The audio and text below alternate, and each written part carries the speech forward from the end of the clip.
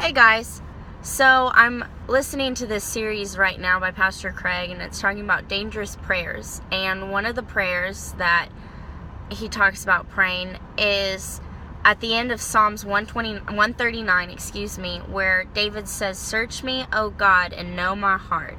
Try me and know my anxieties. See if there is any wicked way in me." So I started praying this prayer about, God, show me if there's anything that is not of you. I want to be Christ-like. Anything that's not of you, help me to remove it out of my life. Make it aware to me. Bring it to my attention. And so the Holy Spirit started stirring some things up in me. And I'm like, that's so minute. Like, there's so many worse things that I could do. I'm sure it's not that big of a deal. So easy for us to make excuses for ourselves whenever the Holy Spirit is speaking to us and stirring things in us that aren't of God.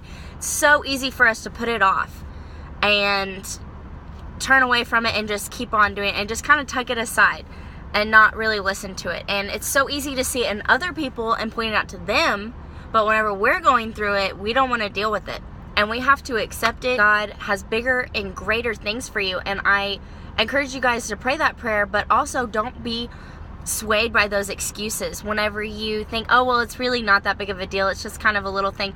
Honestly, those little things, there's big breakthrough that comes through the little things also. Don't discount yourself with what you're going through just because you don't think that it's that big of an issue. Ask the Holy Spirit to soften your heart, because if you hear from it, if you are convicted and you do feel the Holy Spirit speaking to you and moving you, that's a good thing.